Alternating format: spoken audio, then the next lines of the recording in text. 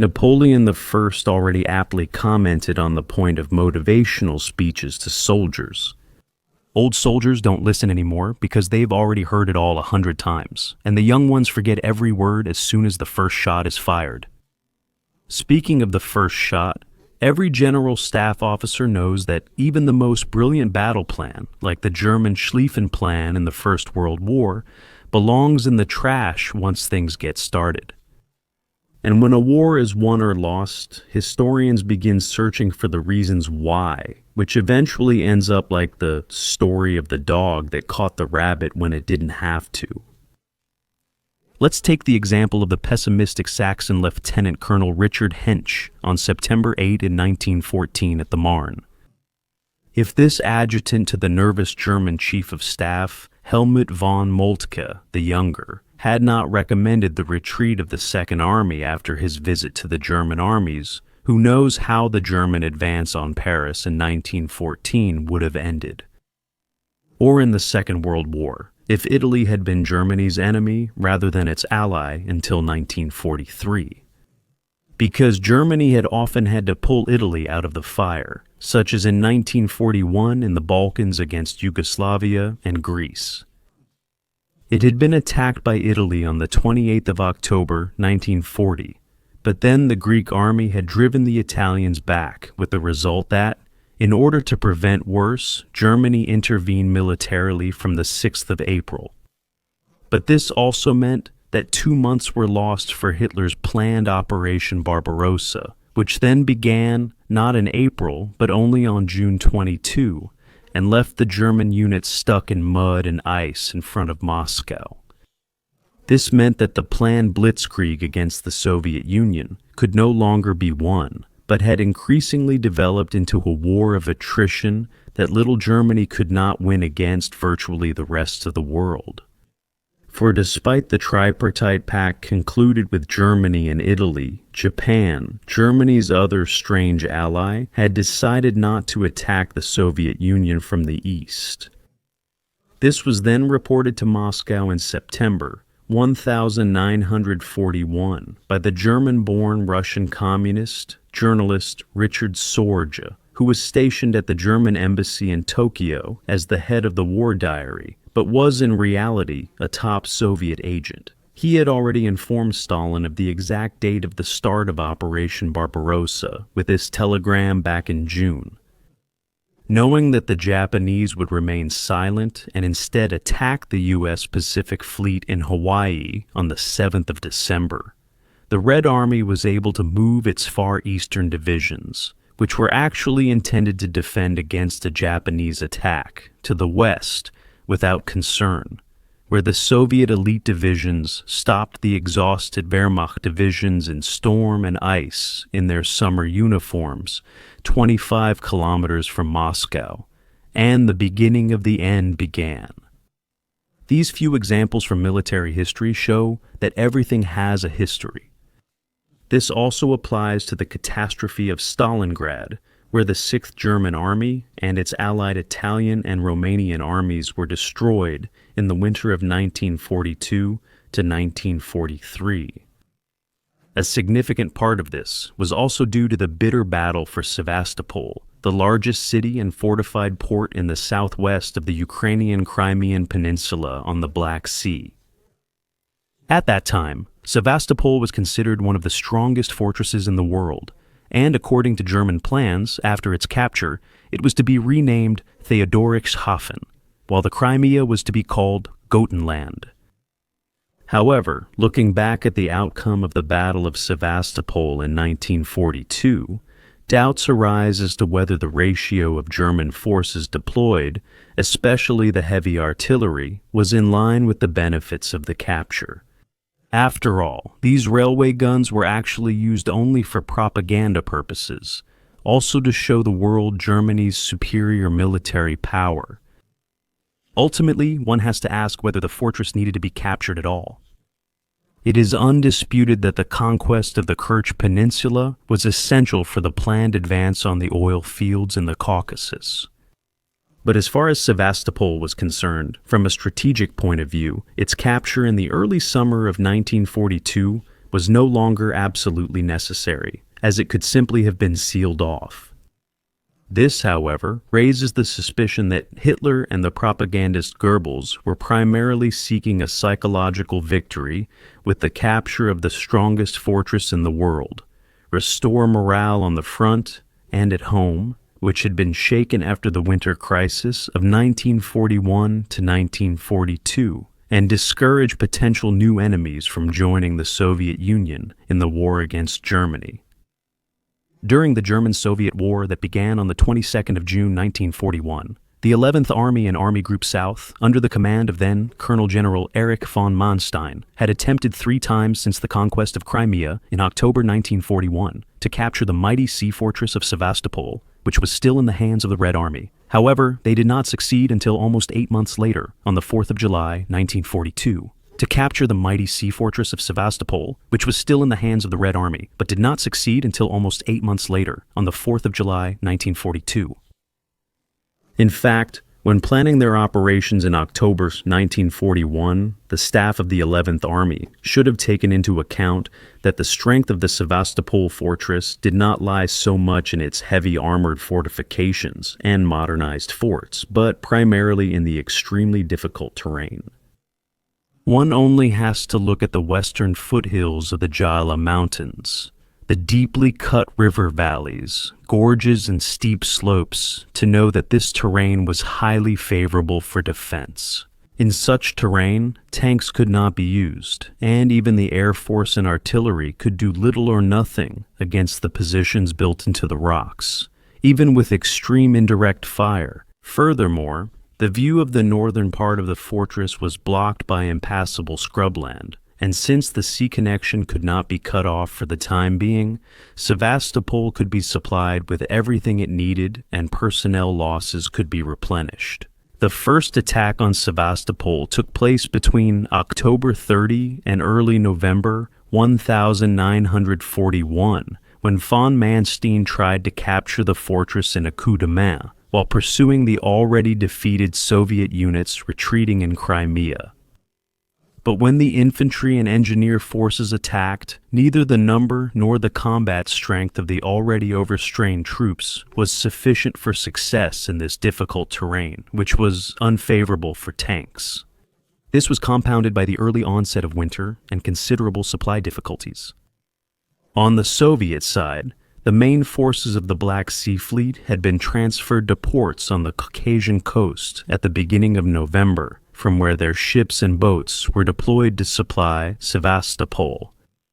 Then, starting on the 4th of November, the Independent Coastal Army under Major General Ivan Yefimovich Petrov was shipped to Sevastopol, where Petrov, together with the commander of the Black Sea Fleet responsible for port defense, Admiral Philip Sergeyevich Oktyabrski, set up the Sevastopol Defense District, consisting of 3 defense rings with around 36,000 to 50,000 soldiers in 4 rifle divisions, 3 cavalry divisions, and 2 marine infantry brigades. They were supported by a tank battalion, a number of other small units, and 15,000 citizens of Sevastopol who had volunteered for the militia. Sevastopol's exceptionally strong coastal artillery comprised 3 divisions, including the 2 Maxim armored tower batteries, Gorky 1 and 2, with their 30.5-centimeter guns, a half-tower battery with 4 built-in 20.3-centimeter howitzers, 4 coastal batteries with 4 15.2-centimeter howitzer guns, and finally the field artillery batteries 724 and 25, each with 4 15.2-centimeter M1937 howitzer guns. On the 11th of November 1941, Manstein's second attempt, which was also the first planned attack, began with 4 infantry divisions, a motorized division, and a Romanian motorized brigade with a total of about 60,000 men. The target of the attack was the suburb of Balaklava, southeast of Sevastopol. However, due to fierce Soviet resistance and heavy rainfall, Manstein's units had only advanced a few kilometers, so on the 21st of November, they began the siege of Sevastopol, which continued until the 17th of December. This time, the attack on the northern front of Sevastopol was carried out by 7 German infantry divisions and 2 Romanian mountain brigades with a total of 1,275 guns, 150 tanks, and up to 300 aircraft. By December 30, when they had advanced to within 6 kilometers of the northern front, the German-Romanian units had been decisively repelled by Soviet ground forces, heavy naval artillery, and attack aircraft. Manstein's forces had failed for the second time. In addition, there was the Soviet Kerch operation from December 25, 1941 to January 2, 1942, during which the Soviet command, in order to support Sevastopol, carried out an amphibious landing with initially 18,000 men in the easternmost part of Crimea near Kerch. There they encountered the 4th Romanian Mountain Brigade deployed for this section, the 8th Romanian Cavalry Brigade, and mainly units of the 46th German Infantry Division, under the command, and from the 4th of April 1942, following serious wounds, posthumously, of General of the Infantry Kurt Heimer, who died in a military hospital. The total strength of the Romanian German units was around 25,000 men, with up to 180 guns and 118 tanks. Heimer's 46th Division was in turn under the command of the 42nd Army Corps under Lieutenant General Hans Graf von Sponeck.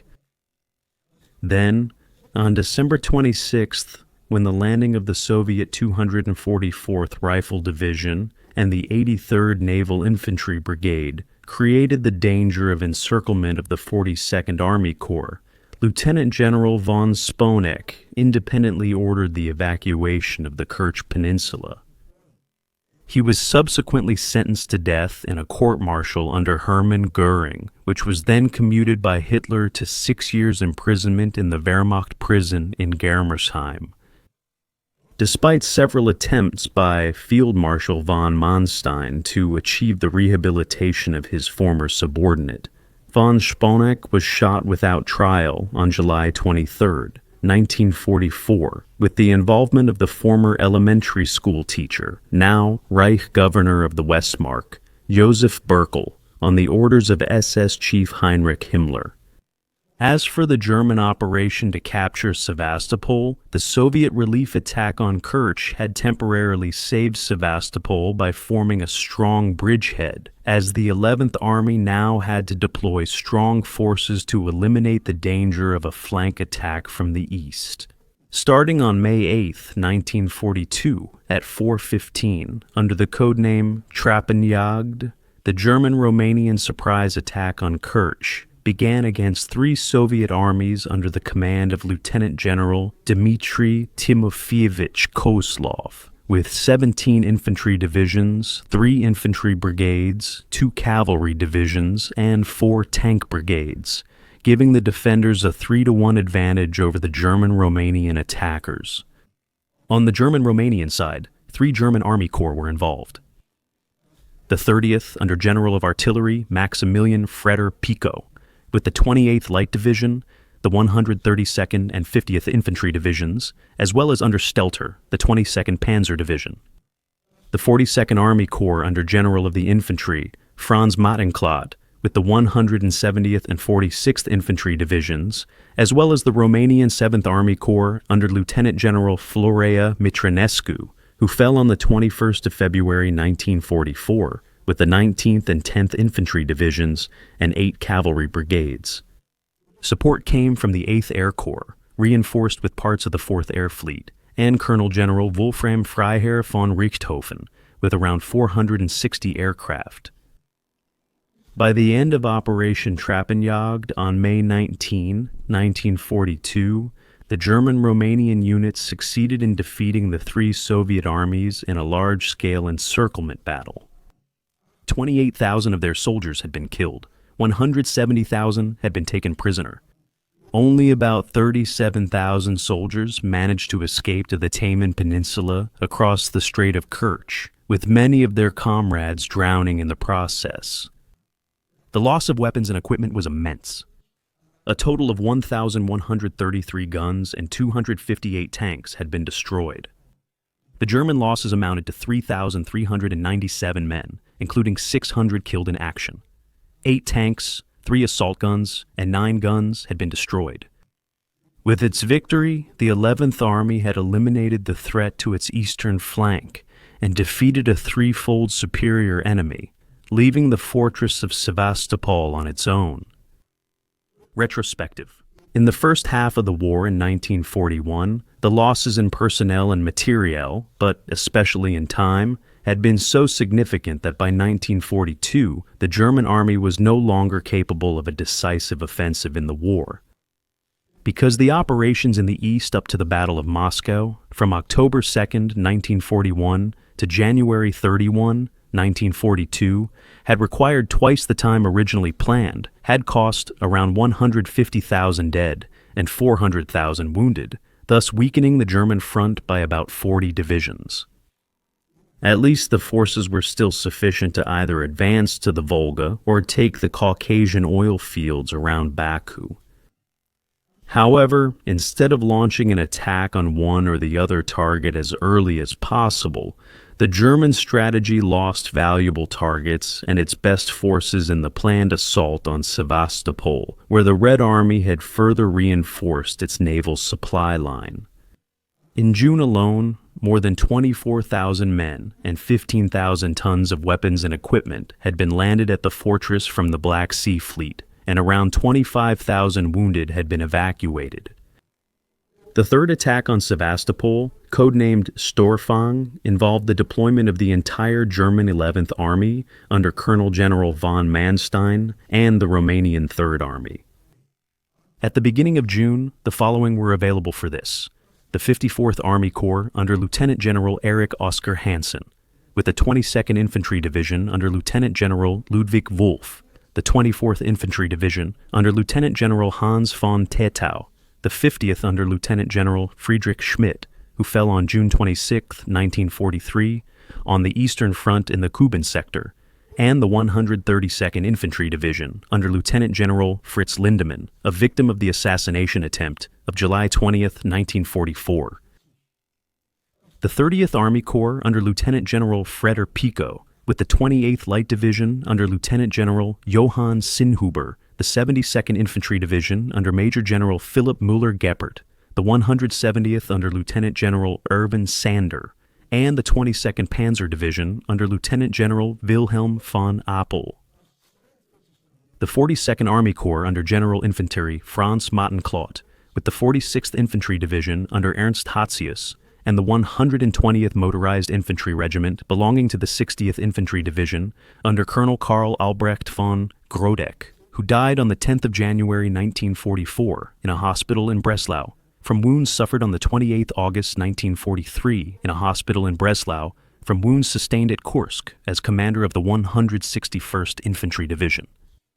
The Romanian Mountain Corps with the 18th Infantry and the 1st Mountain Division and the 8th Air Corps. The Soviet occupation forces in Sevastopol consisted of around 106,000 soldiers who had used the months of siege to masterfully construct a veritable labyrinth of new positions, bunkers, and minefields. It comprised 7 rifle divisions, 1 cavalry division, 3 marine infantry brigades, and numerous worker battalions, supported by 38 tanks, 53 aircraft, and 600 guns and mortars.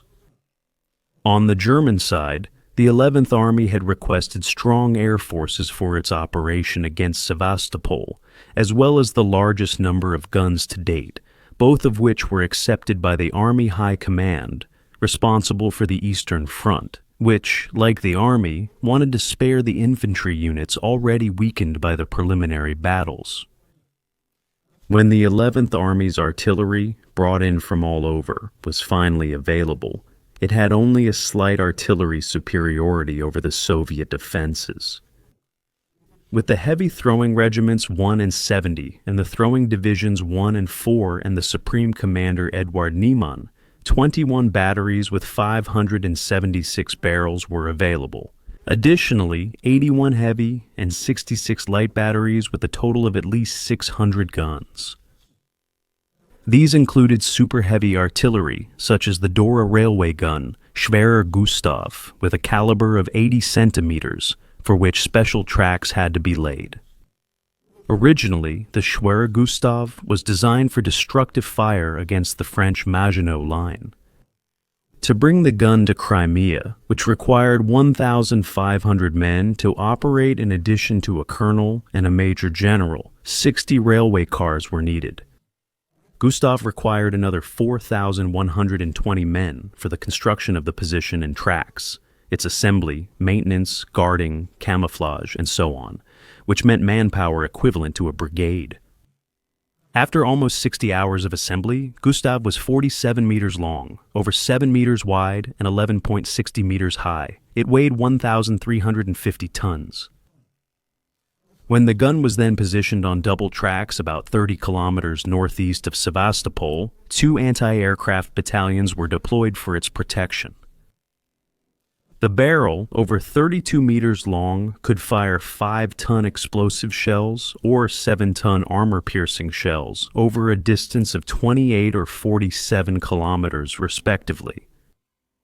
In total, Gustav fired 48 shells at Sevastopol, one of which penetrated 30 meters of earth and pulverized a Soviet ammunition depot beneath the Severnaya Bay. During the shelling of Sevastopol, 3 self-propelled 60-centimeter mortars were also used, the so-called Kalgarata, with the names Thor, Odin, and a third unknown one. However, these mortars only had a range of between 4,000 and 6,000 meters, which made them vulnerable to artillery counterfire. In addition, only 201 rounds were available for them, and for Gustav, only 48 80-centimeter shells, most of which had already been fired before the actual attack. The 8th Air Corps, under General Field Marshal Wolfram von Richthofen, who died on July 12, 1945, in American captivity at the Luftwaffe Hospital in Bad Ischl, had provided around 600 aircraft, which, from May 27th to June 7th, together with the artillery, kept Sevastopol under constant fire. After that, the Luftwaffe continued its attacks on specific targets, and on June 24th, a Stuka attack killed a group of 48 Soviet Air Force personnel, including the Soviet Deputy Commander of the Black Sea Fleet Air Force, Major General Korobkov, and Major General Austriakov. Then, in the early morning of June 7th, the attack on Sevastopol began, supported by 75 assault guns, with German infantry regiments and engineer battalions, observed and directed by Colonel General von Manstein. However, his exhausted divisions now only had about 35 to 75% of their original strength. For example, the 22nd Infantry Division was short by 1,750 men, the 132nd Infantry Division by over 2,300 men, and the 170th Infantry Division had to merge 2 regiments into one. This manpower was not sufficient to take action on both the northern and southern fronts at the same time. Therefore, the attack was staggered, initially focusing on the heights to the north that dominated the harbor. But only after 22 days of the heaviest fighting against an unusually brave opponent who launched costly counterattacks with infantry tanks and naval infantry, was the inner defensive ring breached. After that, on June 29th, the attack on the inner fortress belt was continued. Then the German crossing of Svernaya Bay and the Sarpun Heights, which took the Soviet defense completely by surprise, brought the decision. On July 1st, the city of Sevastopol was in German hands, and on July 4th, the Chersones Peninsula, located on the southern shore of the largest of Sevastopol's 38 bays, was also under German control. This marked the end of the battle. It had been fought with utmost ferocity by both sides, but the German soldier also highly respected the bravery and willingness to sacrifice of his Soviet opponent.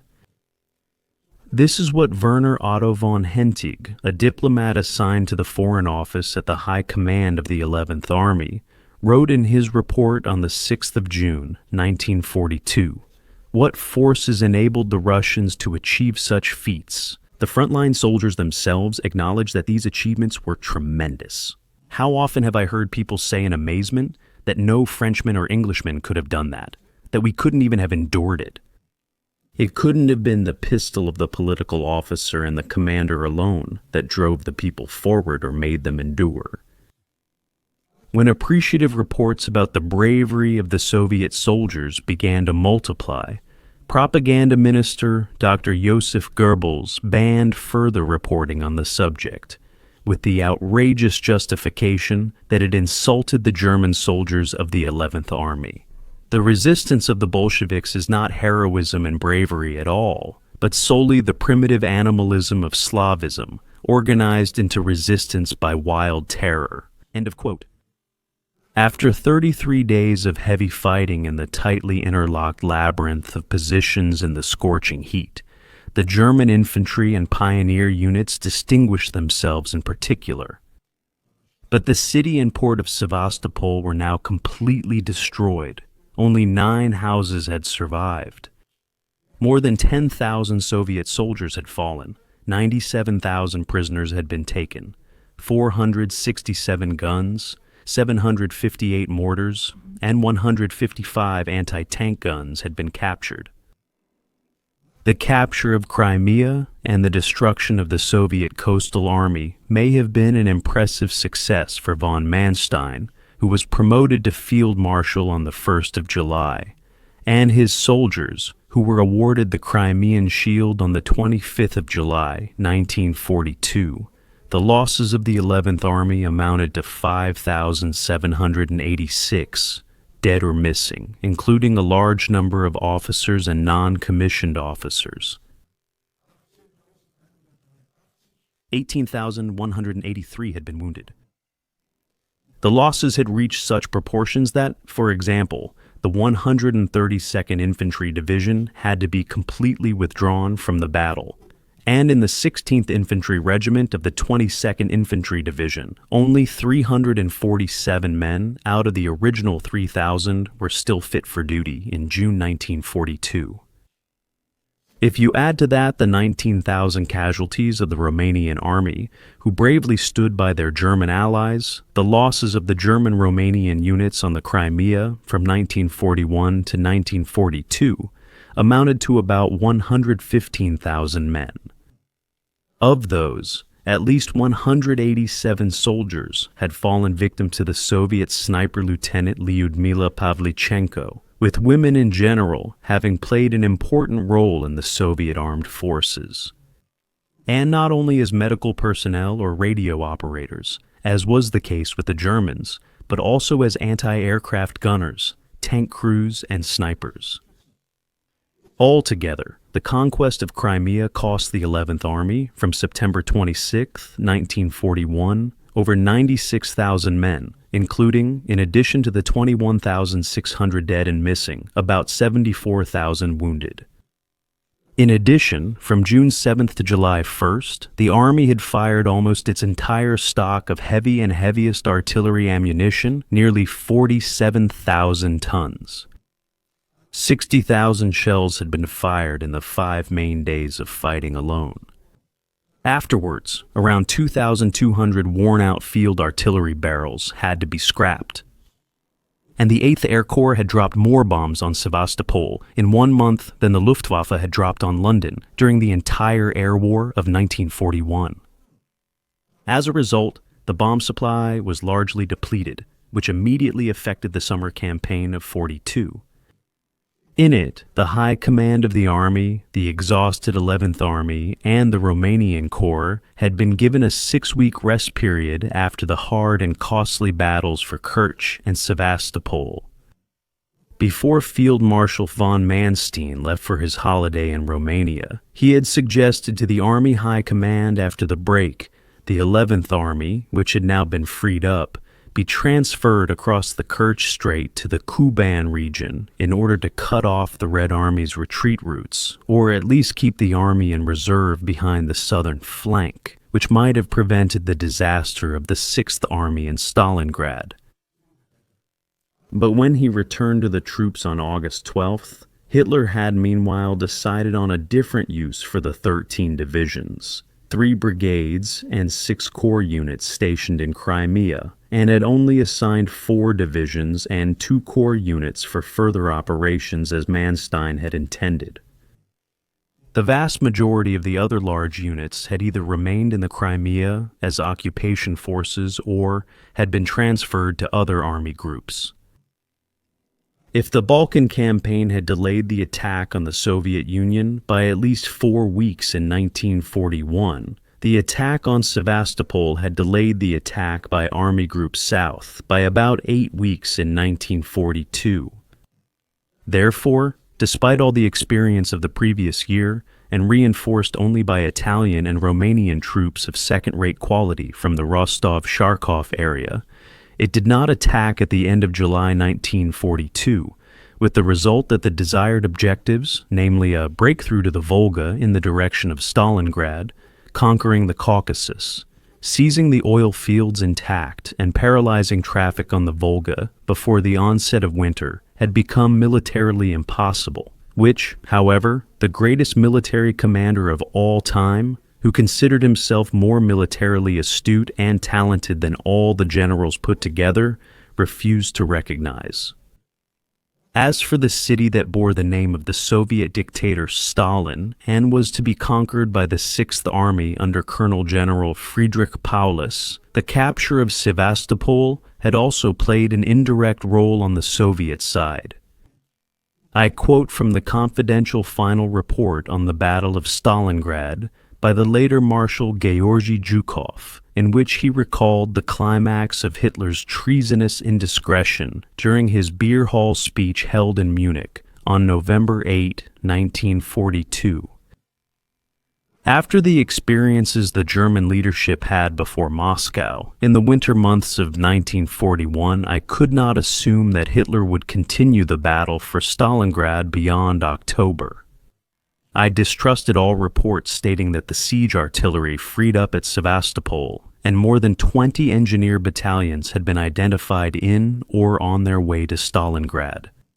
I had all the more reason to distrust these reports when I learned at the same time that the 2 flanks of the wedge driven towards the Volga were being shielded at their most vulnerable points by second-rate and in some cases inferior troops from Romania and Italy. We suspected a trick, a cunning ruse in which something entirely different was hidden than the deployment of a cumbersome army that was completely exposed and as soft as butter on its flanks. Then, on the evening of November 8th, Adolf Hitler gave a speech in Munich in which he announced that he would set Stalingrad on fire and also take it. He revealed his most secret thoughts. He revealed the importance of controlling the Volga for the German war effort, and in this speech, he announced unequivocally that he would concentrate the entire Sixth Army in the Stalingrad area. With that, Hitler had pronounced the death sentence over 250,000 German soldiers, because now I could calmly and confidently let the Soviet forces assemble for the decisive breakthrough on both flanks, thus initiating the Battle of Stalingrad, which made the turning point of the war visible and broke the backbone of German aggression. The fate of the German troops on the Crimean Peninsula is quickly told. When, in 1944, the Soviet army set out to recapture Crimea, the 17th German Army under Colonel General Erwin Janecke was ordered to defend it. However, when he had urgently advised Hitler during a conversation in Berchtesgaden on the 29th of April 1944 evacuate Sevastopol in order to enable his cut-off army of 235,000 soldiers to return home, he was replaced on the 1st of May 1944 by General Karl Allmendinger. Janecke was then court-martialed for the loss of Sevastopol and only escaped punishment thanks to the skillful delaying of the investigation by Colonel General Heinz Guderian. For the defense of Crimea, there were 5 German and 6 Romanian divisions available, with a strength of about 235,000 men, 3,600 artillery pieces, 200 tanks, and 150 aircraft. On the Soviet side, the 4th Ukrainian Front and the Coastal Army were deployed, with a total of around 470,000 soldiers, 5,980 field guns, 770 anti-aircraft guns, 560 tanks and self-propelled guns, and 1,250 aircraft. Under pressure from the superior 4th Ukrainian Front, the depleted German forces fought a delaying action and withdrew to Sevastopol. When the Soviet attack began on the 8th of April, Hitler had approved the evacuation of the port city of Odessa on the northwestern coast of the Black Sea, but prohibited the evacuation of Sevastopol, which had already begun. Moreover, he proclaimed the utterly devastated city a stronghold, essentially a fortress. By that time, out of about 235,000 men, 45,000 German and Romanian soldiers, 16,000 Eastern Legionnaires, and, completely senselessly, instead of German soldiers, also 3,800 Soviet prisoners of war had been evacuated by sea and air. It was only on May 8th that Hitler finally gave permission for the evacuation of Sevastopol. Then, on May 9th, 1944, a year before the unconditional surrender of the Wehrmacht, the Red Army captured the city after a general assault launched from 3 sides. According to official reports in the Battle for Crimea from April 8th to May 12th, 1944, the Red Army suffered losses amounting to 85,000 soldiers, of whom 18,000 were killed. According to a Russian source, the losses of the German 17th Army amounted to around 100,000 soldiers, of whom 62,000 were taken prisoner. All heavy weapons and equipment had been lost.